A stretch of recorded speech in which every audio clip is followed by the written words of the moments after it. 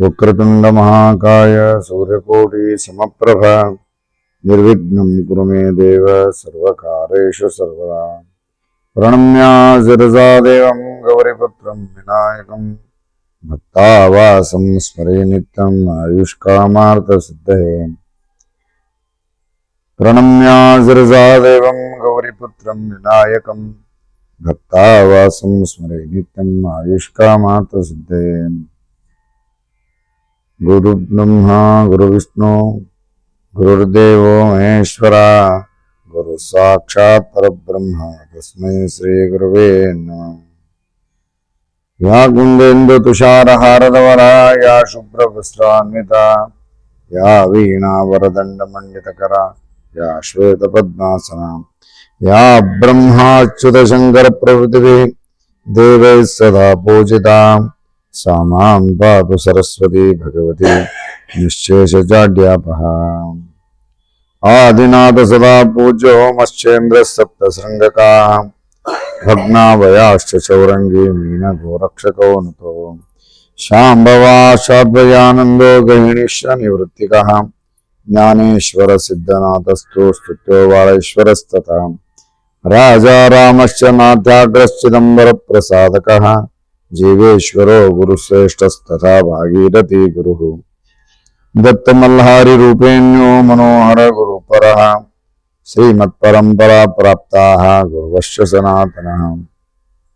गुरुनमः पुरश्रेष्ठे राजा राम मठे परे वारकरी सांप्रदायोत्था पूजा गुरुपरंपरा। सद्गुरुनाथ महाराज की जय। अवधूत चिंतन श्री गुरुदेव दत्त दत्त।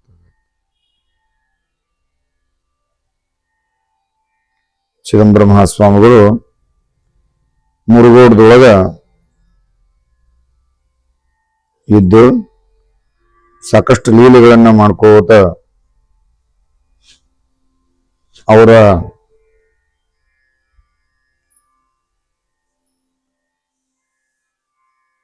ಲೀಲೆಗಳು ಇಡೀ ಜಗತ್ತಿನ ತುಂಬ ಮಹಾಸ್ವಾಮಿ ಬಗ್ಗೆ ಒಂದು ಪ್ರಚಾರ ಆಯ್ತು.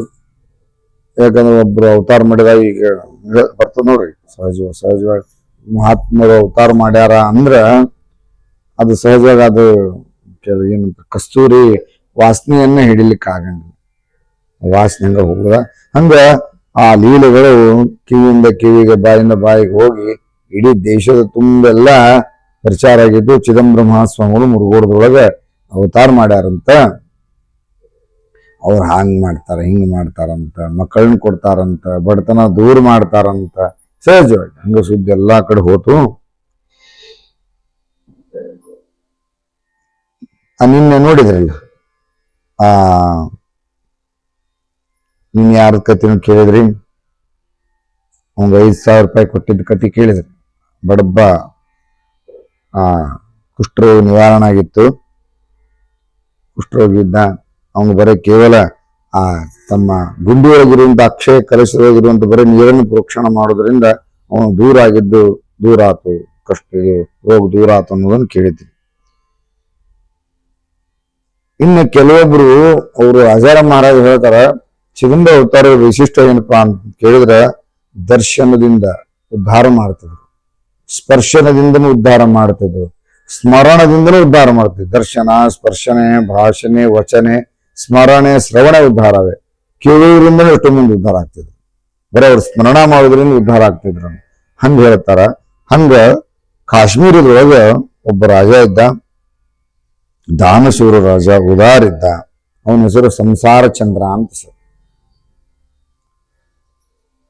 ಅವಂಗ ಮಕ್ಕಳು ಮೊಮ್ಮಕ್ಕಳು ಪ್ರಜೆಗಳನ್ನು ಪಾಲಿಸುತ್ತಾ ಆನಂದವಾಗಿದ್ದ. ಆ ಕಾರ್ಭಾರವನ್ನ ಬಹಳ ಆನಂದವಾಗಿ ನಡ್ಕೊಂಡು ಹೊಂಟಿದ್ದ. ಅವಂಗ ಒಬ್ಬ ಪಟ್ಟದರ್ಶಿನಿ ಇದ್ಲು. ಪ್ರಜೆಗಳು ಸಹಿತ ಎಲ್ಲರೂ ಆ ಸಂಸಾರ ಚಂದ್ರನ ರಾಜ್ಯ ಅಂದ್ರೆ ರಾಮರಾಜ್ ಇದ್ದಂಗಿತ್ತು, ಅಷ್ಟು ಚಂದ ನಡೆದಿತ್ತು. ಆಮೇಲೆ ಎಲ್ಲ ಇರುವಂತಹ ಎಲ್ಲ ಗ್ರಾಮದೊಳಗಿರುವಂತಹ ರಾಜ್ಯದೊಳಗಿರುವಂತಹ ಎಲ್ಲಾ ಪ್ರಜೆಗಳ ಸಹಿತ ಸಂಸಾರ ಚಂದ್ರ ಅಂದ್ರ ಸಾಕ್ಷಾತ್ ಭಗವಂತನ ಸ್ವರೂಪನೇ ಇದ್ದ. ರಾಜಾ ಪ್ರತ್ಯಕ್ಷ ದೈವತಾ ಅಂತ ಏನ್ ಹೇಳಿದ್ರು ಹಂಗ ದೇವ್ರಿದ್ದಂಗೆ ಇದ್ದ, ಚಲೋ ಇದ್ದ. ಆದ್ರ ಈ ಸುಖ ಅನ್ನುವಂಥದ್ದೇ ಹೇಳ್ತದೆ, ಇದು ಇದ್ದಂಗೆ ಇರಂಗಿಲ್ಲ ಅಂತ. ಅವನಿಗೊಂದಿನ ಏನಾಯ್ತು ಅಂತ ಕೇಳಿದ್ರೆ, ಅವನಿಗೊಂದು ಭಯಂಕರ ರೋಗ ಬಂತ್ರಿ. ಅದಕ್ಕೆ ರಾಜಯಕ್ಷ್ಮ ರೋಗ ಅಂತ ಹೇಳ್ತಾರೆ. ರಾಜಯಕ್ಷ್ಮ ಅಂತಂದ್ರೆ ಇವತ್ತಿನ ಲೆಕ್ಕಕ್ಕೆ ಟಿಬಿ ಇದ್ದಂಗೆ ಆ ರೋಗ ಬಂತು. ಅದು ಭಯಂಕರ ಆದ ರೋಗ ಹೆಂಗಿತ್ತಂದ್ರ ಏನು ಬ್ಯಾರೆ ಏನು ಭಯಂಕರ ಕೆಮ್ಮು. ಅವಂಗ ಅದರಿಂದ ಎಲ್ಲಾ ರೀತಿಯಿಂದ ರಾಜ ವೈದ್ಯರನ್ನು ಕರೆಸಿದರು. ಏನೂ ಪರಿಹಾರ ಆಗುವಂತ ಪರಿಸ್ಥಿತಿ ಇರಲಿಲ್ಲ. ಇನ್ನ ವಿಚಾರ ಮಾಡಿದ, ಯಾಕಂದ್ರೆ ಆ ರೋಗಕ್ಕೆ ಔಷಧನೇ ಇಲ್ಲ, ಔಷಧಗಳು ಆ ರೋಗಕ್ಕೆ ಔಷಧನೇ ಇಲ್ಲ ಅನ್ನುವಂಥದ್ದು ಗೊತ್ತಾತು. ಇನ್ನೇನ್ ಮಾಡುದು, ಸಾಕಷ್ಟು ಉಪಾಯ ಆಯ್ತು. ಅವನು ವಿಚಾರ ಮಾಡಿದ, ಇನ್ನು ನಾ ಇರುವುದ್ರೊಳಗೆ ಏನು, ಯಾಕಂದ್ರೆ ಇದು ಆಗಿನ ಕಾಲನು ಹಂಗೆ ಇರ್ತೀವಿ, ಅಂಟು ಹೋಗಿದ್ದಂಗ, ಅದಕ್ಕೆ ನಾನು ಇರೋದು ಯೋಗ್ಯ ಅಲ್ಲ. ನಾನು ಎಲ್ಲ ಹೆಂಡ್ರಿ ಮಕ್ಕಳಿಗೆಲ್ಲ ಅಪ್ಪೆಷ್ಟಿಗೆ ಹೇಳಿದ, ದೇಶಗಳನ್ನೆಲ್ಲ ಇನ್ನು ಚೆಂದ ನೋಡ್ಕೊರಪ್ಪ ಅಂತ ಹೇಳಿ ಬಡ ಮಧ್ಯರಾತ್ರಿ ವಿಚಾರ ಮಾಡಿ ನಿರ್ಣಯ ಮಾಡಿದ. ಏನು ಅಂದ್ರೆ ದೊಡ್ಡ ಕ್ವಾಟಿತ್ತು, ದೊಡ್ಡ ಪ್ರಪಾತ. ಆ ಪ್ರಪಾತದ ಬುರ್ಜಿನ ಮೇಲೆ ಹತ್ತಿದ. ಬುರ್ಜಿನ ಮೇಲೆ ಹತ್ತಿ ಇನ್ನೇನು ಅಲ್ಲಿಂದ ಬಿದ್ದು ಬಿಟ್ಟು ಅವ್ ದೊಡ್ಡ ಪ್ರಪಾತ ಬೀಳ್ತಾನ. ಎಲ್ಲ ಪ್ರಾಣಿ ಹರ್ಕೊಂಡು ತಿಂದು ಹೋಗ್ತಾವು. ಒಟ್ಟ ನಾನು ಆತ್ಮಹತ್ಯೆ ಮಾಡ್ಕೋಬೇಕಂತ ನಿರ್ಧಾರ ಮಾಡಿ ಮ್ಯಾಲ ಬರ್ತಾನ. ಮ್ಯಾಲ ಬಂದಾಗ ಅಲ್ಲಿ ಒಂದೊಂದು ವಿಚಾರ ಬರ್ತದೆ. ಏನು ಅಂತಂದ್ರೆ, ಈಗ ಸಾಕ್ಷಾತ್ ಭಗವಂತ ಪರಮೇಶ್ವರ ಚಿದಂಬರ ಅನ್ನೋ ಹೆಸರಿನಿಂದ ಅವತಾರ ಮಾಡ್ಯಾನಂತ ಕೇಳೇನಿ. ಅವ್ನು ನಿಜವಾಗಿ ಭಗವಂತ ಅಂತಿದ್ರ, ಅವ್ನು ನಿಜವಾಗಿ ಭಗವಂತನೇ ಆಗಿದ್ರೆ ಅವ್ನು ನನ್ನ ರಕ್ಷಣೆ ಮಾಡ್ಲಿ, ನಾನು ಇಟ್ಕೊಳ್ಳಿ, ಬ್ಯಾಡ ಅಂದ್ರೆ ಕೊಂದು ಬಿಡ್ಲಿ ಅಂತ ತಿಳ್ಕೊಂಡು ಅಲ್ಲೇ ನಿಂತ್ಕೊಂಡು, ಏ ಚಿದಂಬರ, ದಯಾನಿಧಿ ಆಗೇ ಚಿದಂಬರ, ನಿನ್ನ ಮೊರಬೇಕೇನಪ್ಪ, ನೀನ್ ನಿಜವಾಗಿ ಪರಮೇಶ್ವರನಿದ್ರೆ ನನ್ನನ್ನು ಕಾಪಾಡು, ಇಲ್ಲಾಂದ್ರೆ ನಾನು ಸತ್ತು ಹೋಗ್ಬಿಡ್ತೇನೆ ಅಂತ ಹೇಳಿ ಚಿದಂಬರ ಚಿದಂಬರ ಚಿದಂಬರ ಚಿದಂಬರ ಅಂತ ಹೇಳಿ ಮಾಡಿ ಕೊನೆಗೆ ಕಣ್ಣು ಮುಚ್ಚಿಕೊಂಡು ಚಿದಂಬರ ಚಿದಂಬರ ಚಿದಂಬರ, ನನ್ನ ಹೆಸರು ಕೂಡ ಸತ್ತು ಹೋಗ್ಬಿಡ್ತಂತ, ನನಗೆ ಮೋಕ್ಷವನ್ನು ಕೊಡು, ಯಾಕೆ ನಾ ಈ ರೋಗದಿಂದ ರಾಜ್ಯವನ್ನು ಆಳಕ್ಕೆ ಆಗಂಗಿಲ್ಲ, ಅದಕ್ಕೆ ನಾ ಹೋಗ್ಬಿಡ್ತೇನೆ, ನಿನಗೇನಾದ್ರೂ ಬೇಕಾದ್ರೆ ಕಾಪಾಡ್ಕೊ ಅಂತ ಹೇಳಿ ಮ್ಯಾಲಿಂದ ಚಿದಂಬರ ಅಂತೇಳಿ ಎತ್ತರದಿಂದ ಧುಮುಕಿ ತಳ ಬಿದ್ದು ಕೆಳಗೆ ಬಿದ್ದ. ಏನು ಬಿದ್ದಾಗನ ಏನು ಗಾಬರಿಗೆ ಬಂದು ಮೂರ್ಛೆ ಹೋಗಿದ್ದ ಅಷ್ಟ ಖರೆ, ಆದ್ರೆ ಕೆಳಗ ನೆಲಕ್ಕೆ ಬೀಳಲಿಲ್ಲ. ಅವನು ಕೆಳಗ ಸಾಕ್ಷಾತ್ ಚಿದಂಬರ ಮಹಾಸ್ವಾಮಿಗಳು ಪ್ರತ್ಯಕ್ಷ ಅವನನ್ನ ಪಟ್ಟಂದ ಇಟ್ಸ್ಕೊಂಡು ಕೆಳಗೆ ಹಾಕ್ತಾರ. ಮೂರ್ಛೆಯಾಗಿದ್ದ. ಅಷ್ಟರೊಳಗೆ ಒಂದು ಏನು ಮಹಾಸ್ವಾಮಿ ಹತ್ರ ಕೈ ಒಳಗೆ ಕಮಂಡಲ್ ನೀರಿತ್ತು, ಆ ನೀರನ್ನು ತಗೊಂಡು ಒಂದು ಪ್ರೋಕ್ಷಣೆ ಮಾಡಿದ್ರು. ಪ್ರೋಕ್ಷಣೆ ಮಾಡಿ ಅವಾಗ ಅಲ್ಲಿ ಏನಾದ್ರು ಅಂತ ಕೇಳಿದ್ರೆ, ಆ ಕ್ಷಣದಾಗ ಅವನ್ ಸಾವು ಬರೆದು ಇದ್ದಿದ್ದೇ ಇತ್ತು, ಅವನ್ ಸಾವು ಇದ್ದಿದ್ದ ಖರೆ ಇತ್ತು. ಹಿಂಗಾಗಿ ಯಮದೂತರು ಬಂದು ಅವಾಗ ಇನ್ನ ಇಲ್ಲೇ ದೀಕ್ಷಿತರು ಚಿದಂಬರ ಮಹಾಸ್ವಾಮಿಗಳು ಅವನ ಶರೀರವನ್ನ ಸ್ಪರ್ಶ ಮಾಡಿ ಹಿಡ್ಕೊಂಡಾರ. ಅವನು ತನ್ನ ತೊಡಿ ಮೇಲೆ ಕರ್ಕೊಂಡು ಕೂತಾರ. ಈ ಯಮನ ಭಟ್ರು ಬಂದಾರ, ಯಮರಾಜನ ಬಂದಾನ. ಬಂದು ಅದಕ್ಕ, ಅಲ್ಲಪ್ಪ ನೀ ಹಿಂಗ ಮಾಡಿದ್ರಿ ಹಂಗ, ಈಗ ಒಂದು ಇವತ್ತು ಸಾವು ಮುಗುದೇ ಇಲ್ಲ, ಈಗ ಅವನ್ ಕರ್ಕೊಂಡು ಹೋಗ್ಲಿಕ್ಕೆ ಬಂದೇನಿ, ಹಿಂಗಾಗಿ ಅದಕ್ಕೆ ನೀನು ಅವನ್ನ ಕೊಟ್ಟುಬಿಡು, ನಾವು ನಿನ್ ಸೇವಕರ ಕರೆ, ನಿನ್ನ ಮಾತಿನಿಂದ ನಾವೇನ್ ದೂರ ಹೋಗಂಗಿಲ್ಲ, ಆದ್ರೆ ಈಗ ಇತ್ತಿತ್ಲ ಹಿಂಗ ಮಾಡ್ಲಿಕ್ಕತ್ತೀನಿ. ಯಾರಿಗೆ? ಚಿದಂಬರ ಮಹಾಸ್ವಾಮಿ ಹೇಳಿಕತ್ತಾನ ಯಮರಾಜ, ಮೊನ್ನೆ ಎತ್ತಿಂದ ಮುಗಿದಿತ್ತು, ಎತ್ತನ್ ಕರ್ಕೊಂಡು ಹೋಗ್ಲಿಕ್ಕೆ ಬಂದೆ, ಅಲ್ಲಿ ಅದಕ್ಕೂ ಬದುಕಿಸಿದ ಗಡಸೂರಿನೊಳಗ, ಅಲ್ಲಿ ಹಂಗ ಮಾಡಿದೆ, ನೀ ಹಿಂಗ ಮಾಡಿದ್ರ ನಾನು ಕರ್ತವ್ಯ ಸರಿ ಮಾಡ್ಲಿ ಬ್ಯಾಡು ಅಂತ ನಾವು ಯಮಧರ್ಮರಾಜ. ಅಪ್ಪ ಇಲ್ಲಿ ಬ್ಯಾಡಪ್ಪ, ನಿಮ್ ಕಡೆಯಿಂದ ಬಹಳ ಕೆಲಸ ಆಗ್ಬೇಕಾಗ್ಯದ, ನಿಮ್ಮ ನಿಮ್ಮ ಚಿತ್ತ ಹಂಗ ಆಗುದ್ರಪ್ಪ, ನಾನು ಸುಮ್ಮನೆ ಹಂಗ ಅಂದೆ, ನಾ ಹೋಗಿ ಬರ್ತೇನೆ ಅಂತೇಳಿ ಚಿದಂಬರ ಮಹಾಸ್ವಾಮಿಗೆ ದೀರ್ಘದಂಡ ಪ್ರಣಾಮ ಮಾಡಿ ಯಮಧರ್ಮರಾಜ ಗುಪ್ತಾಗಿ ಹೋಗ್ತಾನ. ಈ ಕಡೆ ಈ ಸಂಸಾರ ಚಂದ್ರ ಮೂರ್ಛೆಯಿಂದ ಇರ್ತಾನಲ್ಲ, ಯಾರೋ ಮಾತಾಡ್ಲಿಕತ್ತಾರಲ್ಲ ಅಂತ ಎಚ್ಚರಾಗಿ ಯಾರೋ ನೋಡ್ತಾನೋ, ಇವರಿಬ್ರು ಮಾತಾಡ್ಲಿಕತ್ತಾರ. ಮಾದಿ ಕಂಡು ಬಿಟ್ಟಾನ. ಅವಾಗ ಮನಸ್ಸಿನೊಳಗ, ಯಾಕಂದ್ರೆ ನಾವು ಚಿದಂಬರ ಮಹಾಸ್ವಾಮಿ ನೋಡಿದೇ ಇಲ್ಲ, ಬರೀ ಕೇಳಿರ್ತಾನ. ಚಿದಂಬರ ಸ್ವಾಮಿಗಳು ಅಂತ ಇದ್ದಾರಂತೆ, ದೀಕ್ಷಿತರಂತೆ, ಹಿಂಗಿದ್ದಾರಂತೆ, ಕರ್ನಾಟಕದೊಳಗೆ ಅವತಾರ ಮಾಡ್ಯಾರಂತ ಇಷ್ಟ ಗೊತ್ತಿತ್ತು, ಆದ್ರೆ ಅವ್ರನ್ನ ನೋಡಿದ್ದಿಲ್ಲ. ಅವಾಗ ಇಷ್ಟು ಇದು ಸುಮಾರು ಒಂದು 100 ಅಡಿ ಮ್ಯಾಲಿನ ಜಿಗದೇನೆ, ಏನು ಆಗೇ ಇಲ್ಲಲ್ಲ ಅಂತ ತಿಳ್ಕೊಂಡು ಒಂದು ಅರೆಕ್ಷಣ ಎದ್ದ ತಕ್ಷಣ ಮೈನೆಲ್ಲ ನೋಡ್ಕೋತಾನ. ಅವ್ನ್ ಏನ್ ಆ ರೋಗದ ಲಕ್ಷಣ ಇತ್ತು, ರೋಗದ ಲಕ್ಷಣನೇ ಇಲ್ಲ, ಮೈ ಭಯಂಕರ ಕಾಂತಿಯಿಂದ ಕೂಡಿದ. ಅವಾಗ ಅಲ್ಲ ಇದೇನಿದು, ಆಗ ನನ್ನ ಯಾರೋ ಸ್ಪರ್ಶಪಡ್ಯಾರ, ಯಾರೋ ನನ್ನನ್ನು ಎತ್ತಿದ್ದು ಗೊತ್ತಾದ್ ನನಗೆ. ಅಷ್ಟೇ ನೀರು ಪ್ರೋಕ್ಷಣ ಮಾಡುವ, ಯಾಕೆ ಮೈ ತುಂಬ ನೀರು ಪ್ರೋಕ್ಷಣ ಮಾಡಿದ್ದ ಲಕ್ಷಣ ಅದ. ಅವಾಗ ಇದು ಯಾರಲ್ಲ ಎತ್ತರ ಆದ್ಮೇಲೆ ಚಿದಂಬರನು ಇಲ್ಲ, ಚಿದಂಬರ ಮಹಾಸ್ವಾಮಿಗಳು ಕಾಣಲೇ ಇಲ್ಲ. ಆದ್ರೆ ನನ್ನ ಗ್ಯಾರಂಟಿ ಬದುಕಿಸೋರು ಚಿದಂಬರ ಮಹಾಸ್ವಾಮಿನೇ ಗ್ಯಾರಂಟಿ ಅಂತ ತಿಳ್ಕೊಂಡು ದೃಢ ವಿಶ್ವಾಸದಿಂದ ಆ ಇದಕ್ಕ ಎಲ್ಲೇ ತನ್ನ ಅರಮನೆಗೆ ಬಂದ. ಚಿದಂಬರ ಏನ್ ನೋಡ್ಬೇಕು, ಚಿದಂಬರ ನಾಮ ಉಚ್ಚಾರಣ ಬಂದ, ಅರಮನೆಗೆ ಬಂದ. ಆ ಎಲ್ಲರನ್ನ ಎಚ್ಚರಗೊಳಿಸ್ತಾನ. ಇದು ಆಗಿದ್ದು ಮಧ್ಯರಾತ್ರಿ ಇದು. ಅವಾಗ ಎಲ್ಲಾ ವೃತ್ತಾಂತವನ್ನ ಎಲ್ಲ ಅವ್ ಹೆಂಡತಿಯವರಿಗೆ ಪಟ್ಟದರ್ಶರಿಗೆ ಒಟ್ಟರು ಗೆಮಿಸಿ ಅವ್ರು ಗೇಡ್ ಎಲ್ಲ ಹಿಂಗಾತ್ ಅಂತ ಹೇಳಿದಾಗ ಎಲ್ಲರೂ ನೋಡ್ತಾರ. ಹೆಂಗಾಗ್ಯ ನನ್ನ. ಅವಾಗ ಎಲ್ಲರೂ ಚಿದಂಬರ ನಾಮಸ್ಮರಣೆಯನ್ನು ಆನಂದವಾಗಿ ಮಾಡ್ಕೋತ ಇರ್ತಾರ. ಮತ್ತಷ್ಟು ಯಾಕಂದ್ರೆ ಇಷ್ಟು ದಿನ ಒಂದು ಸಂಶಯದಿಂದ ಒಂದು ಚಿಂತೆಯಿಂದ ಪ್ರಪಂಚ ಮಾಡ್ತಿದ್ದ, ರಾಜ ದರ್ಬಾರ ಮಾಡ್ತಿದ್ದ. ಈಗ ಅಗದಿ ಆನಂದ ರಾಜ ದರ್ಬಾರವನ್ನು ಮಾಡ್ತಾ ಮುಂದೆ ಅವಂಗಷ್ಟಾದ್ರೂ ಇನ್ನೂ ಮಕ್ಕಳಾಗಿದ್ದಿಲ್ಲ ಪಾಪ. ಒಬ್ಬ ಗಂಡು ಮಗ ಹುಟ್ಟುತ್ತಾನೆ. ಗಂಡು ಮಗ ಹುಟ್ಟಿದ ಮೇಲೆ ಕೇಳಿತ್ತು, ಇನ್ನೂ ಆನಂದವಾಗಿ ಸಂತೋಷದಿಂದ ಇದು ಚಿದಂಬರ ಅನುಗ್ರಹನ ಅಂತ ತಿಳ್ಕೊಂಡು ಅದು ಗೊತ್ತಾಗಿ, ಆಮೇಲೆ ಒಂದು ಪತ್ರವನ್ನ ಮತ್ತ ಒಂದಿಷ್ಟು ಕಾಣಿಕೆಯನ್ನ ಒಂದು ಪತ್ರ ಬರೆದು ಚಿದಂಬರ ದೀಕ್ಷಿತರಿಗೆ ಇದನ್ನು ಸುದ್ದಿ ಮುಟ್ಟಿಸಿ ಅವರಿಂದ ಆಶೀರ್ವಾದ ಪಡ್ಕೊಂಡ್ ಬರ್ಬೇಕು ಅಂತ ತಿಳ್ಕೊಂಡು ಒಂದು ಪತ್ರವನ್ನು ಬರೆದ ಕಾಣಿಕೆ ಕೊಟ್ಟು ದೀಕ್ಷಿತರದ್ರಿಗೆ ಒಬ್ಬರನ್ನ ಮಂತ್ರಿಗಳನ್ನ ಕೊಟ್ಟು ಕಳಿಸ್ತಾನ. ಆ ರಾಜಾಜ್ಞೆ ಮೇರೆಗೆ ಅವರು ಚಿದಂಬರ ದೀಕ್ಷಿತರಿಗೆ ಮುರುಗೋಡಕ್ ಬರ್ತಾರ. ಆ ರಾಜ ಆ ಆದೇಶ ಪಡೆದಿದ್ದು ಅದನ್ನೆಲ್ಲ ಅವ್ರಿಗೆ ಕೊಟ್ರು. ಇದನ್ನ ಸಹಜ ಪತ್ರ ಅಂತಂದ ತಕ್ಷಣ ಇದನ್ನ ಆಗಿನ ಕಾಲ ಹೆಂಗಿರ್ತಿದ್ರು, ಮಹಾಸ್ವಾಮಿಗಳು ಸಿಂಹಾಸನ ಮೇಲೆ ಕೂರ್ತಿದ್ರು, ಒಬ್ಬ ಓದ್ಬೇಕಂತ ಎಲ್ಲಾ ಕಥೆಗಳನ್ನು ಬರ್ದಿರ್ತಾನ. ನಾನು ಈ ರೀತಿ ಮಧ್ಯರಾತ್ರಿ ಹಿಂಗ ಬಂದು ನಾ ಸಾಯ್ಬೇಕಂತ ಹೋಗಿದ್ದೆ, ಅಲ್ಲೇ ಈಗ ಏನೇನು ಆಗಿತ್ತು ಕತಿ, ಅಲ್ಲ ಸಾಕ್ಷಾತ್ ಚಿದಂಬರ ಮಹಾಸ್ವಾಮಿಗಳು ಬಂದು ನನ್ನನ್ನ ಎತ್ತಿದ್ರು, ನಾನು ಬೀಳುದನ್ನ ನನ್ನನ್ನು ಹಿಡಿದು ನನ್ನನ್ನ ಮತ್ತನ ಕುದುರೆಗಾದ ಮೇಲೆ ತಮ್ಮ ತೊಡಿ ಮ್ಯಾಲ ತಲೆ ಇಟ್ಟು ಮಲಗಿಸ್ಕೊಂಡ್ರು, ನನಗೆ ನೀರನ್ನು ಪ್ರೋಕ್ಷಣ ಮಾಡಿದ್ರು. ಅವಾಗ ಯಮಧರ್ಮ ರಾಜ ಬಂದ.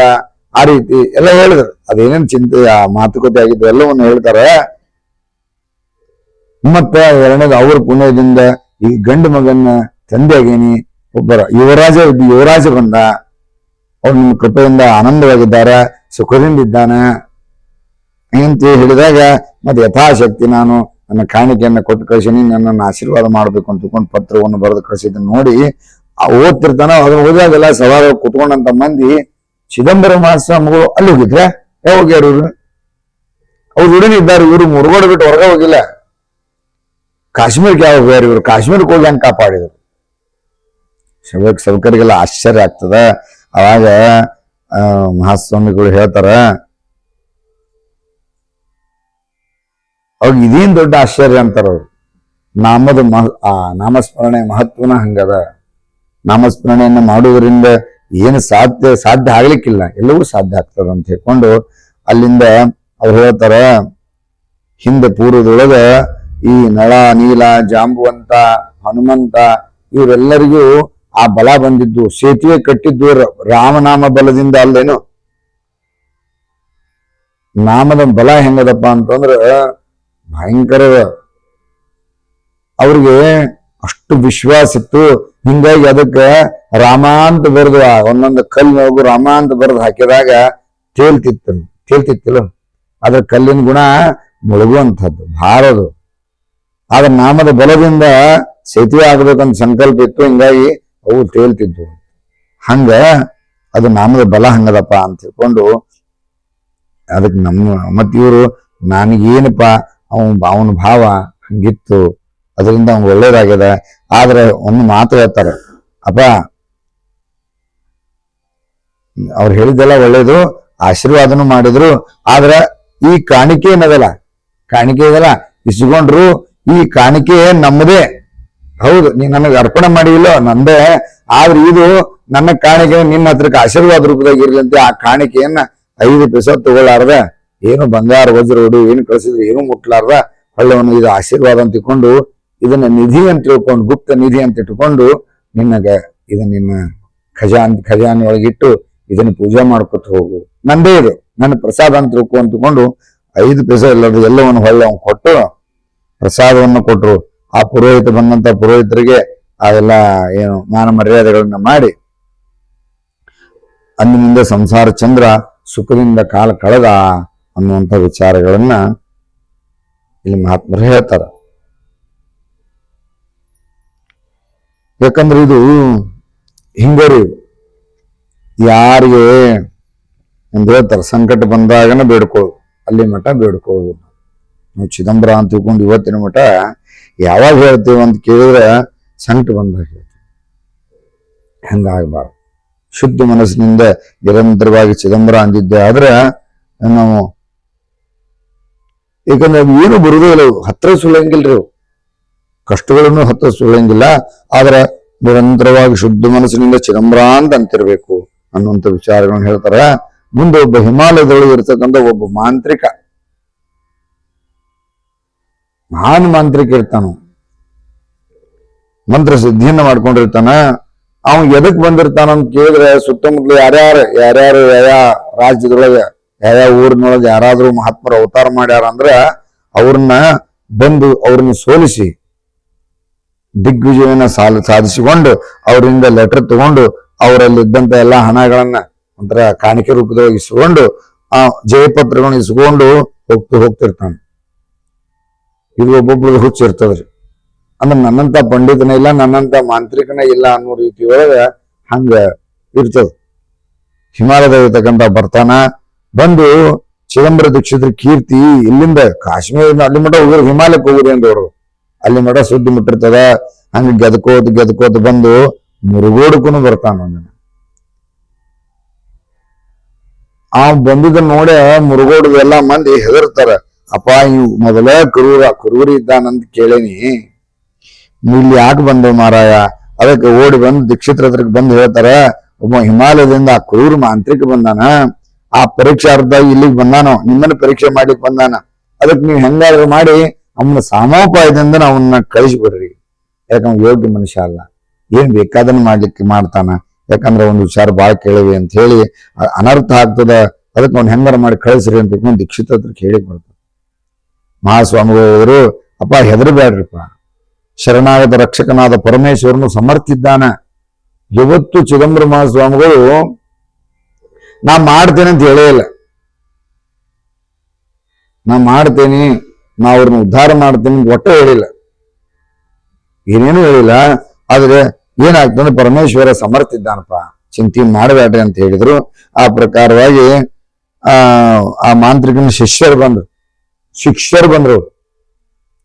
ಅವ್ರು ಬರ್ಲಿಲ್ಲ, ಅವ್ರ ಶಿಷ್ಯರನ್ನ ಕಳಿಸ್ಕೊಟ್ಟ. ನೋಡ್ರಿ ದೀಕ್ಷಿತರ, ಜನರೊಳಗ ಸುಮ್ಮನೆ ನಿಮ್ಮ ದೊಡ್ಡಸ್ತನ ಯಾಕೆ ಬೆಳೆಸಿರಿ? ನಿಮ್ಮ ಹುಳುಕು ಹೊರಗಿಡುವುದಕ್ಕಾಗಿ ಇವರಿಗೆ ಯಾಕ ನೀವು ನಾನು ಒಬ್ಬ ಅವತಾರ ಪುರುಷ ಇದ್ದನ್ನು ಇಟ್ಕೊಂಡು ಸೂಸೋ ಹೇಳ್ಕೋತ ಅಡ್ಡಾಡ್ಲಿಕ್ಕತ್ತೀರಿ? ನಮಗ್ ಗೊತ್ತಾಗ್ಯದ. ಹಿಂಗಾಗಿ ನಮ್ಮ ಗುರುಗಳು ನಿಮ್ಮ ಹತ್ರಕ್ಕೆ ಬಂದಾರ. ನಿಮ್ಮಲ್ಲಿ ಇರ್ತಕ್ಕಂಥ ಏನೇನು ಕಲೆಗಳಂತವಲ್ಲ ಅವನಷ್ಟು ಹರಣ ಮಾಡಬೇಕೆಂದು ಇಲ್ಲಿಗೆ ಬಂದಾರ. ನಿಮ್ಮಲ್ಲಿ ಯಾವ ಸಿದ್ಧಿನ ಉಳಿಯಂಗಿಲ್ಲ, ಅವನಷ್ಟು ನಮ್ಮ ಗುರುಗಳು ತಗೊಂಡು ಹೋಗ್ಬಿಡ್ತಾರ. ನೀವು ನಿಜವಾಗಿ ಈಶ್ವರನೇ ನಿಜವಾಗಿದ್ದಾರೆ, ಆ ಮಂತ್ರ ಪ್ರತಿಕಾರವನ್ನು ಮಾಡು. ಇಲ್ಲದಿದ್ದರೆ ಈಗಿಂದೀಗ ಹೋಗಿ ನಮ್ಮ ಒಡೆಯನಾಗಿರ್ತಕ್ಕಂಥ ಮಹಾನ್ ಮಾಂತ್ರಿಕನಾಗಿರ್ತಕ್ಕಂಥ ಅವ್ರಿಗೆ ಹೋಗಿ ಶರಣಾಗ್ರಿ, ಅವ್ರನ್ನ ಸನ್ಮಾನ ಮಾಡ್ರಿ ಅಂತ ಹೇಳಿದ ತಕ್ಷಣ ಅವಾಗ ಹೇಳ್ತಾರ, ಅಪ್ಪ ನಾನು ಏನಲ್ಲೋ, ನಾ ಬಡ ಬ್ರಾಹ್ಮಣಪ್ಪ, ಬಡ ಬ್ರಾಹ್ಮಣ ಇದ್ದೇನೆ. ಮಾಂತ್ರಿಕನ ಶಿಷ್ಯರು ಬಂದು ಹೇಳಿದ್ರು, ನೀನು ನೀನ ನಿಜವಾಗಿ ನಿನ್ನೊಳಗೆ ನೀನು ನಾರಾಯಣ ಆಗಿದ್ರ, ಪರಮೇಶ್ವರನೇ ಆಗಿದ್ರ, ನೋಡು ಹೆಂಗ ಬೇಕಾದ್ರೆ ಉಳಿಸ್ಕೊ ನಿನ್ನ ಕಲೆಗಳನ್ನ ಅಂತ ಹೇಳಿ ಅವಾಗ ನಾ ಬಡ ಬ್ರಾಹ್ಮಣ ಇದ್ದೇನಪ್ಪ, ನನ್ನ ಹತ್ರಕ್ಕೆ ಏನೂ ಇಲ್ಲ, ಅಂತ ನನ್ನ ಕಡೆ ಏನಿಲ್ಲ, ಅವ್ನು ಹರಡ ಮಾಡಿ ಮಾಡವ, ಏನದ ನನ್ನ ಕಡೆ ಏನಿಲ್ಲ, ತಿಳಿದು ಬಡವರ ಮನೆಗೆ ಕನ್ನ ಹಾಕಿದ್ರೆ ಹಣ ದೊರೆಯುವುದೇ, ಬಡವರ ಮನೆಗೆ ತುಡು ಮಾಡಿ ಬಂದ್ರೆ ಏನು ಸಿಗ್ತದೆ, ಏನು ಅದ ಖಾಲಿ ಗಡಿಗೆನೆ ಸಿಗ್ತದೆ. ಹಿಂದ ಹಂಗೈತ್ರಿ, ರಾಜಾರಾಮ್ ಮಠದೊಳಗ ತಗಡಿನ ಶೆಡ್ ಇತ್ತು, ಅವಾಗೆಲ್ಲ ನೆನಪಾಗ್ತದೆ. ಊರಾಗೆಲ್ಲ ತುಡುಗಾಗ್ತಿತ್ತು, ಊರಾಗ ಎಲ್ಲ ಕಳತನ. ನಮ್ದು ಯಾವತ್ತು ನಮ್ಮ ಬಾಗಿಲಿಗೆ ಚಿಲಕೆ ಇರ್ಲಿಲ್ರಿ, ಕಿಡಿಕಿಗೆ ಬಾಗ್ಲಿಲ್ಲ, ಒಟ್ಟು ಎರಡು ಕಡ್ಡಿ ಸುಮಾರು ಬಿದಿರು ಕಡ್ಡಿ ಅಷ್ಟು ಹಾಕ್ಯಾರ ಅದ್ರೊಳಗು ಬಾವ್ಗ ಬರ್ತಿದ್ವು, ಬಾವ್ಗ ಬೆಕ್ಕೆಲ್ಲ ಒಳಗ್ ಬರ್ತಿದ್ವು. ಹಂಗ್ ಬಟ ಬೇಲ್ರಿ, ಕಿಡಿಕ್ ಏನು ಒಟ್ಟ ಚಿಲಕೆ ಇಲ್ಲ. ಹಿಂಗಾಗಿ ಎಲ್ಲಾರು ಹೇಳಿದ್ರು, ಇಲ್ಲೇ ತುಡು ಮಾಡ್ಕೊಂಡು ಹೋಗ್ಯಾರ್ರಿ, ಈ ಕಡೆ ಬಂದಾರ ಅಂತಿದ್ರು. ಅವ್ರು ಬಂದ್ ಹೋಗ್ತಿದ್ ಬಿಟ್ರೆ ನಮ್ ರಾಜಾರಾಮ್ ಮಠಕ್ಕೆ ಯಾರು ಒಬ್ರು ಮುಂದೆ ಇಲ್ಲ. ಯಾಕೆ ನಮ್ ರಾಜಾರಾಮ್ ಮಠದಾಗ ಏನಿಲ್ಲ ಅಂತ ಗ್ಯಾರಂಟಿ ಇತ್ರಿ. ಎಲ್ಲರೂ ಬಡವ್ರ ಮನೆಗ್ ಬಂದು ಏನ್ ತುಡು ಮಾಡ್ಕೊಂಡು ಹೋಗುದು, ಹಂಗ ಬಡವ್ರ ಮನೆಗ್ ಬಂದ್ರ ಏನ್ ಸಿಗ್ತದಪ್ಪ, ಅದಕ್ಕಾಗಿ ವ್ಯರ್ಥವಾಗಿ ಜಲ್ಪಿಸಬೇಡಿರಿ, ಸುಮ್ಮನೆ ಇದನ್ನ ಮಾಡ್ಲಿಕ್ಕೆ ಹೋಗ್ಬೇಡ್ರಪ್ಪ. ಅದಕ್ಕೆ ನೀನು ನಿಮ್ಮ ಒಡೆಯ ಯಾವ ಕಾರಣಕ್ಕೆ ಇಲ್ಲಿ ಬಂದಾನಲ್ಲ, ಅವ್ನ ಸಾಮರ್ಥ್ಯ ಇದ್ರೆ ಮಾಡ್ಕೊಂಡು ಹೋಗಲಿ, ನಾ ಬಡ ಬ್ರಾಹ್ಮಣ ಇದ್ದೇನೆ ಅಂತ ತಿಳ್ಕೊಂಡು ಹೇಳಿ ಕಳಿಸ್ತಾರ. ಶಿಷ್ಯರಿಗೆ ಸಿಟ್ಟು ಬಂದ್ರಿ, ಏನು ಜಯಪತ್ರನು ಕೊಡ್ಲಿಲ್ಲ, ಏನೋ ಹೇಳಿ ಕಳಿಸ್ಬಿಟ್ಟ ಅಂತೇಳಿ ಇಲ್ಲಿ ಏನ್ ಹೇಳಿದ್ರಲ್ಲ ಅದಕ್ಕೆ ಮತ್ತಷ್ಟು ಸಿಟ್ಟು ಬರುವಂಗೋಗಿ ಗುರುಗಳಿಗೆ ಹೇಳಿದ್ರು. ಅವಾಗ ಹೆಂಗಾರು ಮಾಡೇ ಬಿಡ ಅಂದಾರಲ್ಲ, ನಿಮ್ಗೆ ಶಕ್ತಿ ಇದ್ರೆ ಮಾಡ್ಕೊಂಡಾರ ಅಂತ ತಿಳ್ಕೊಂಡು ಮಾರನೇ ದಿನ ಒಂದು ಕಲಾಹರಣ ಅಂತ ತಿಳ್ಕೊಂಡು ಒಂದು ಹೋಮವನ್ನು ಮಾಡ್ಲಿಕ್ಕೆ ಚಾಲು ಮಾಡಿದ. ಚಿದಂಬರ ಮಹಾಸ್ವಾಮಿ ಹತ್ರಕ್ಕೆ ಇರುವಂತ ಕಲಾಹರಣ ಮಾಡ್ಬೇಕು ಅಂತ ತಿಳ್ಕೊಂಡು ಎಲ್ಲ ಯಂತ್ರದಿಂದ ಇದನ್ನು ಚಾಲು ಮಾಡಿದ, ಮಂತ್ರ ಪುನಶ್ಚರಣ ಚಾಲು ಮಾಡಿದ. 1 ದಿನ 2 ದಿನ ಗಾಳಿ ಕಟ್ಟಿ ಹಾಕ್ಲಿಕ್ಕೆ ಆಗ್ತಾನ, ಗಾಳಿ ತಗೊಂಡು ಏನಾದ್ರು ಕಟ್ಟಿ ಹಾಕಿ ಅದನ್ನ ಒಡ್ಡು ಕಟ್ಟೋಣ ಗಾಳಿ ಒಡ್ಡು ಕಟ್ಲಿಕ್ಕೆ ಬರ್ತಾನ? ಸಾಧ್ಯನೇ ಇಲ್ಲ. ಗಾಳಿಯನ್ನು ಕಟ್ಟಿ ಹಾಕೋರು ಇವತ್ತಿನ ಮಠ ಯಾರು ಇಲ್ಲ. ಹಿಂಗಾಗಿ ಮಾಂತ್ರಿಕ 2 ಪುನಶ್ಚರಣ ಮುಗಿದ್ರಿ, ಏನು ಆಗೋಲ್ತು. ಅವಾಗ ಸ್ವಲ್ಪ ಮಾಂತ್ರಿಕಗ ಚಿಂತೆ ಹತ್ ನೋಡ್ರಿ, ಏನಾಗ್ಲಿಕ್ಕತ್ತದ, ಯಾಕೋ ಸ್ವಲ್ಪ ಇದಾತಲ್ಲ. ಆಮೇಲೆ ಮಂತ್ರಗಳು ಅವ್ನ ನೆನಪಾಗಲು, ಮಂತ್ರ ಮರ್ಲಿಕ್ಕತ್ತು, 3ನೇ ಪುನಶ್ಚರಣ ಮಂತ್ರಗಳು ಮರ್ಲಿಕ್ಕತ್ತು. ಅದು ಇದೇನಾದ್ರೂ ಚಿದಂಬರಂದು ಇರ್ಲಿಕ್ಕೆ ಸಾಧ್ಯ, ಯಾಕಂದ್ರೆ ನಂಗೆ ನಿಜವಾಗಿ ಅವ್ನು ದೇವರೇ ಇದ್ದಾನೇನೋ ಅಂತ ಸಂಶಯ ಬರ್ಲಿಕ್ಕತ್ತು. ಅಷ್ಟಕ್ಕೆ ಮಾಡ್ಲಿಲ್ಲ. ಹಂಗಾರೆ ಏನ್ ಮಾಡೋಣ ಅಂತೇಳಿ ಇನ್ನ ಯಾಕೋ ಮರ್ಲಿಕ್ಕತ್ತವ ಅಂತ ತಿಳ್ಕೊಂಡು ಆ ಗ್ರಂಥಗಳನ್ನ ತೆಗೆದು ಇನ್ಮೇಲೆ ನೋಡ್ಬೇಕು ಅಂತ ತಿಳ್ಕೊಂಡು ಆ ಗ್ರಂಥ ತೆಗಿಲಿಕ್ಕೆ ನೋಡಿದ್ರೆ ಕಣ್ಣ ಕಾಣ್ಲಿಕ್ಕೆ ಆಗಲಾರ್ದಂಗ, ಕಣ್ಣ ಹೋಗ್ಬಿಟ್ಟು ಮರೆತುವುದು ಮ್ಯಾಲ ಗ್ರಂಥದೊಳಗಿನ ಕಣ್ಣು ಕಾಣ್ಲಾರ್ದಂಗ ಅದು. ಅಂದ ತಕ್ಷಣ ಅಲೆಲ್ಲ ನಾನು ತಪ್ಪು ಮಾಡ್ಲಿಕ್ಕತ್ತೇನಿ, ಇದೇನೋ ಅನಾಹುತ ಆತು, ನಾ ತಪ್ಪು ಮಾಡಿದೆ ಅಂತ ತಿಳ್ಕೊಂಡು ಅವಾಗ ಮಹಾಸ್ವಾಮಿ ಹತ್ರಕ್ಕೆ ಓಡಿ ಬರ್ತಾನ. ಅಪ್ಪ ನನ್ನನ್ನು ಕಾಪಾಡು, ನನ್ನನ್ನು ಕ್ಷಮಾ ಮಾಡು ಅಂತ ಬಂದಾಗ ಅವಾಗ ಹೇಳಿದ್ರು, ಅಪ್ಪ ನಾನಂತೀನಿ ನನ್ನ ಕಡೆ ಹೇಳಿ, ನನ್ನ ಕಡೆ ಏನೇನು ಇಲ್ಲ, ನಿನ್ನೆ ಸುಮ್ಮನೆ ವಿಚಾರ ಮಾಡ್ಬೇಡ ಅಂತ ಹೇಳಿದ್ರು. ಬಡವನ ಮನೆಗೆ ಬಂದು ಕಳತನ ಮಾಡ್ಲಿಕ್ಕೆ ಹೋಗಬೇಡ ಅಂತ ಹೇಳಿದೆ, ನನ್ನ ಹತ್ರಕ್ಕೆ ಏನದ ಹೇಳು, ಅದಕ್ಕೆ ನನ್ನ ಪಾಪಿ ಇದ್ದೆ, ನನ್ನ ಗತಿ ಏನು ಅಂದಾಗ ನಿನ್ನ ಕರ್ಮ ಫಲದಂತೆ ಯಾಕೆ ನಾ ಹೇಳುವು ಕೇಳಿಲ್ಲಪ್ಪ, ಅದನ್ನ ಅನುಭವಿಸ್ಬೇಕು ಅಂದ್ರು.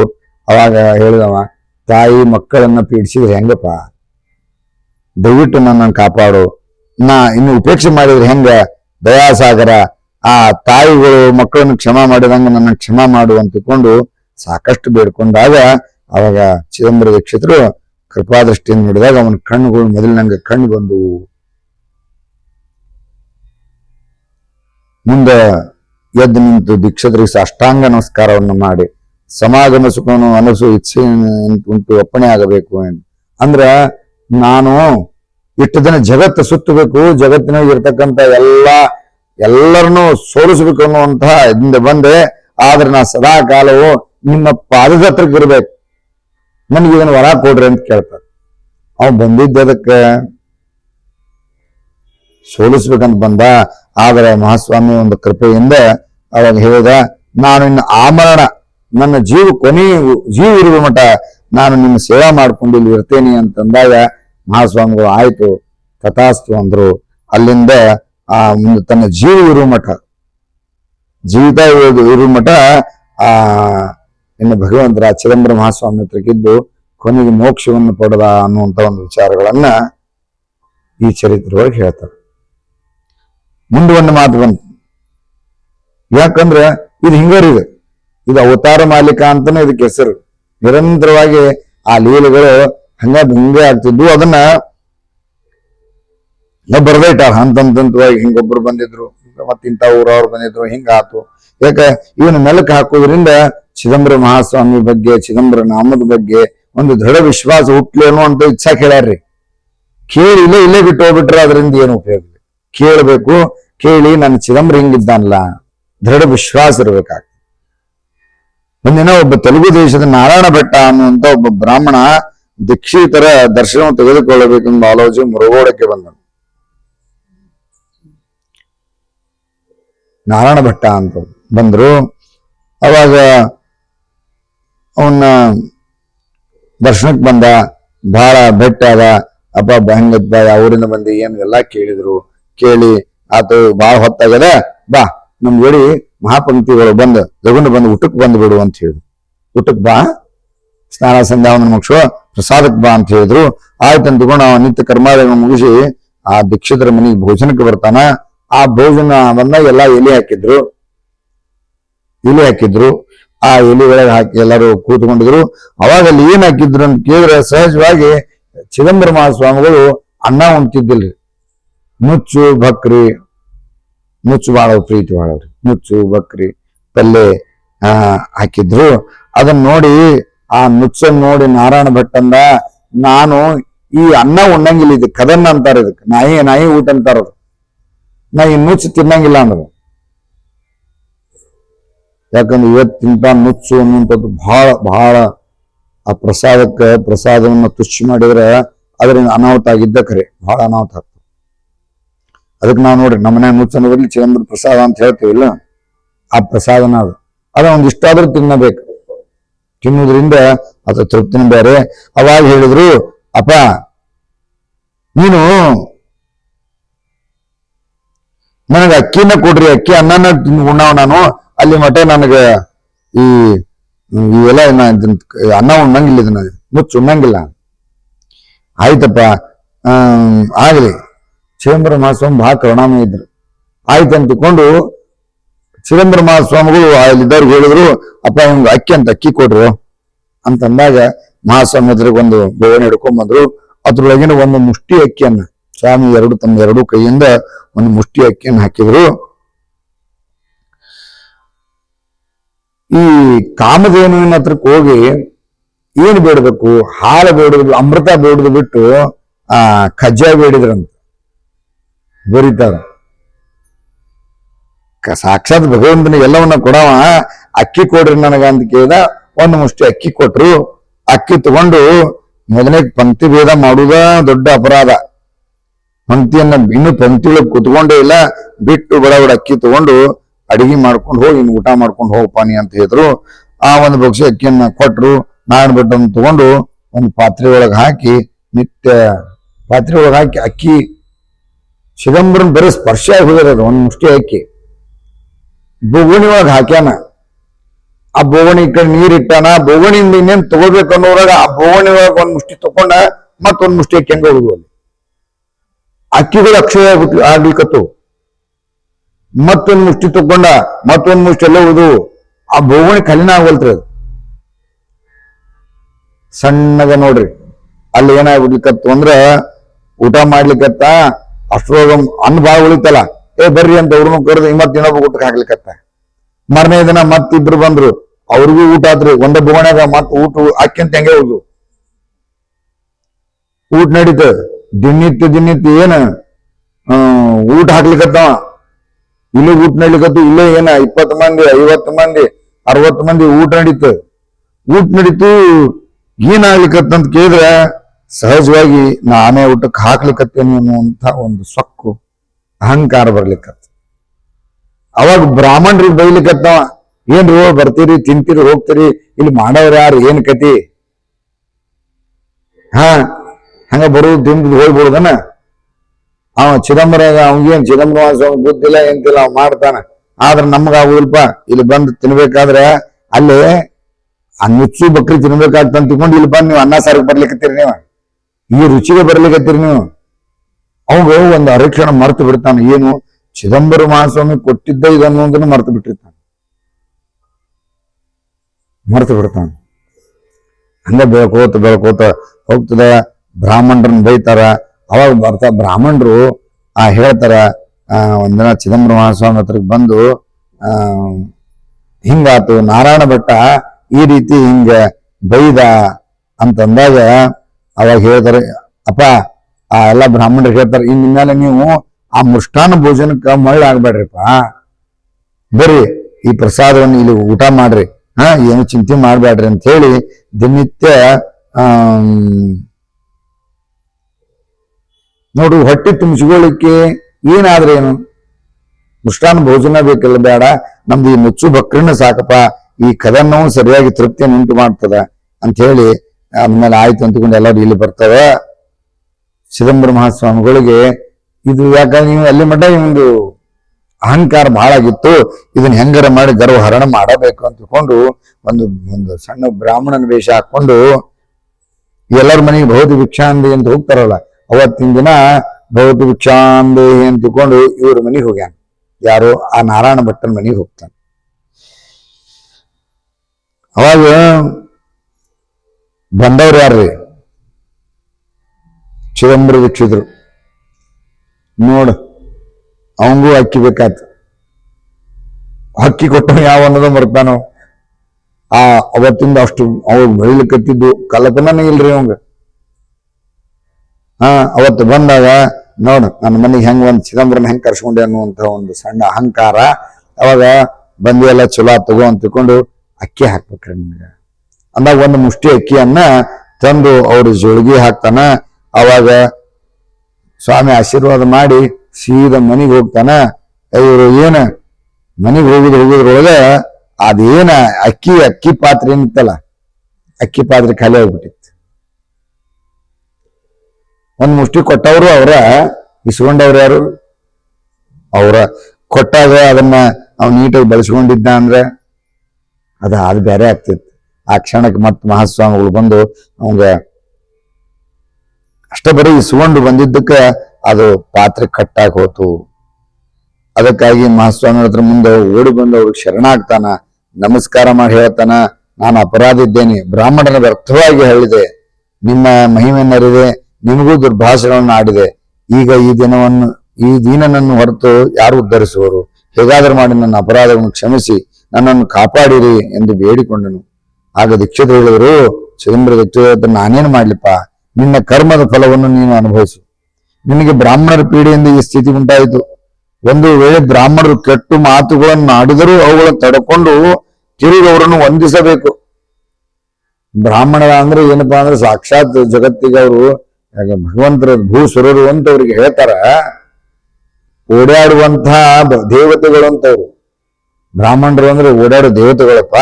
ಮತ್ ನೀ ಅವ್ರಿಗೆ ಬೈದಿ, ಹಿಂಗಾಗಿ ನಿನ್ನಲ್ಲಿದ್ದಂತ ಎಲ್ಲ ಮಾನ ಮರ್ಯಾದೆಗಳು, ಜ್ಞಾನ, ಸಂಪತ್ತು, ವೈಭವಗಳು ನಾಶವಾದವಪ್ಪ. ಕಾರಣ ನೀನು ಈಗ ಬ್ರಾಹ್ಮಣರಿಗೆ ಶರಣ ಹೋಗು, ಅಂದ್ರೆ ನೀ ಕಲ್ಯಾಣವಾಗೋದು. ನೀನ್ ನನಗಾದ್ರೆ ನನಗೇನು ಇಲ್ಲ, ಯಾರು ಬ್ರಾಹ್ಮಣರಿಗೆ ಅಂದ್ರೆ ಅವ್ರು ಶರಣಾಕ್ ಹೋಗು ಅಂದಾಗ ಬ್ರಾಹ್ಮಣರಿಗೆ ಶರಣಾದ. ಅವಾಗ ಅವರು ಅವನನ್ನ ಆಶೀರ್ವಾದ ಮಾಡ್ತಾರ. ಅಲ್ಲಿಂದ ಇನ್ ಕರೆದು ಹೇಳಿದ್ರು, ಭಟ್ರೆ, ನಾರಾಯಣ ಭಟ್ರೆ, ನೀವು ನಿಮ್ಮ ಗ್ರಾಮಕ್ಕೆ ಹೋಗಿ ಸುಖದಿಂದ ಇರ್ರಿ ಅಂತ ತಿಳ್ಕೊಂಡು ಅವರಿಗೆ ಆಶೀರ್ವಾದ ಮಾಡಿ ಕಳಿಸ್ತಾರ ಅನ್ನುವಂಥ ವಿಚಾರ ಚರಿತ್ರೆ ಒಳಗೆ ಬರ್ತದ. ನಾರಾಯಣ ಶಾಸ್ತ್ರಿಗಳ ಕಥೆ ಬರ್ತದೆ. ನುಚ್ಚು ಬಕ್ರಿ ಬಿಡುವುದರಿಂದ ಎಂತ ಅನಾಹುತ ಆಗ್ತದ. ಅದಕ್ಕೆ ಭಗವಂತನ ಕಡೆ ಸಿಕ್ಕಾಗ ಸಿಕ್ಕಿದ ಶಿವಾಯನ್ಮ ಅಂತಾರಲ್ರಿ, ಪಾಲಿಗೆ ಬಂದಿದ್ದು ಪಂಚಾಮೃತ ಅಂತಾರ. ಅದ್ರೊಳಗೂ ಈ ಚಿದಂಬರ ಅವತಾರದೊಳಗ ಪ್ರಸಾದಕ್ಕೆ ಬಹಳ ಮಹತ್ವ ಅದ. ಯಾಕಂದ್ರೆ ಯಜ್ಞ ವೈಭವ ಖಂಡದೊಳಗ ಪ್ರಸಾದದ ಮಹತ್ವ ಬಹಳ ಬರ್ತದ್ರಿ. ಅದು ಮತ್ತೆ ನೆಕ್ಸ್ಟ್ ಯಜ್ಞ ವೈಭವ ಬಂದಾಗ ಮಾತಾಡೋಣ. ಇನ್ನ ಉಳಿದಿದ್ದು ನಾಳೆಗೆ ತ್ರಂಬಕ ಶಾಸ್ತ್ರಿಗಳು ಅಂತ ಹೇಳಿ ಅವರ ಗರ್ವಹರಣ ಆಗ್ತದ.